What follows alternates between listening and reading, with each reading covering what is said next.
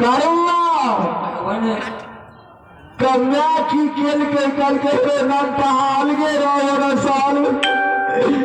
खोरा में कल्याण के तोहत बता कल के देखी नुनू को देखी कल के कभी हमरा खोरा के देहा दे हाथ करा लगले कल के रे भगीबा ककरे मांग धान क्या छेड़ जेते करके मैं हमरा जब कली पूरा करने देवी तो कली को हम नहीं जेबो क्या है माया बनती सोचा में लगले कारू के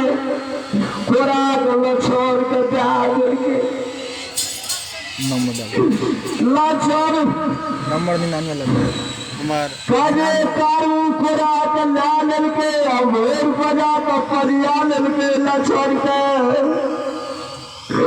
आ कारू जवान माथा बोर भागल छेड़ गेले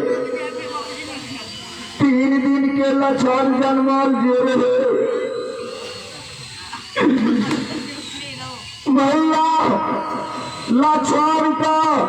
वो लाठा बोन में गाय के दूध पिया के कारू तरवी जवान के जे दिन 6 दिन पूरे न रहले ते दिन जाकर छठी माई के पूजा दिल के आ फिर कारू लछड़ का लाठे बोर में लाइन के अपने से ठोस पाल के जवान के आहो आज कारू गेले क्या करने रूपा कहना सारा मालूमी बाजुर बगोर लगा दिल के हल्ला छोड़ गया लरू के लाके भैया या सा काटे आहो अगली बोल जगाई जय भैया लछड़ से चल के चैन के देखे छे भैया तो बोल देर भेले आ 10 देर जे जाय छे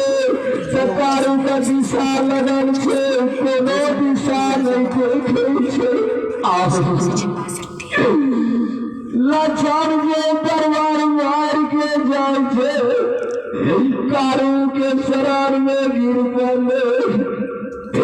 करके भैया हो काकारा देखी के दुनिया में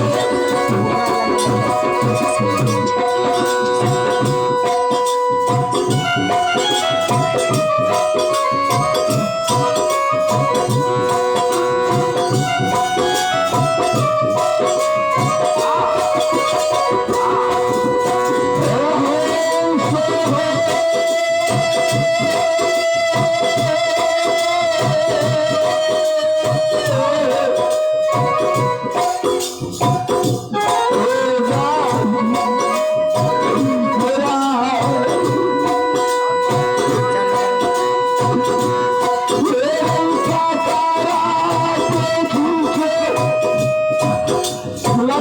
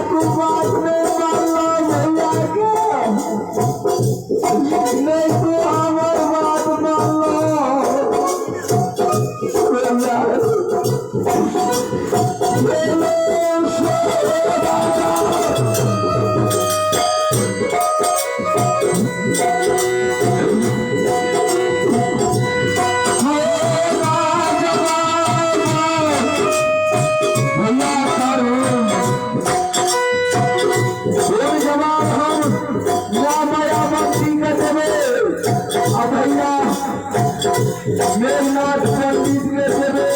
भैया चारू लाचार चारू के चरण पे गिरे से भैया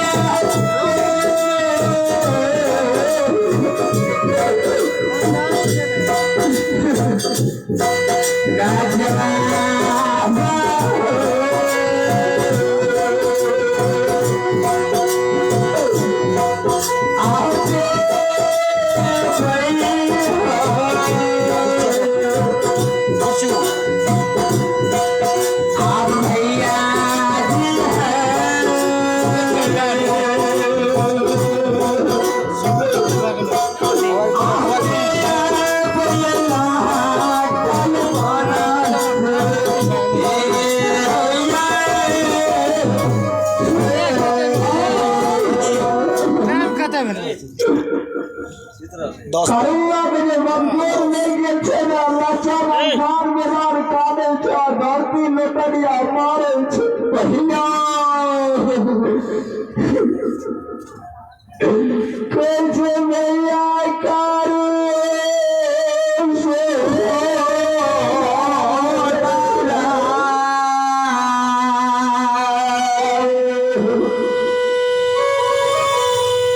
कल भैया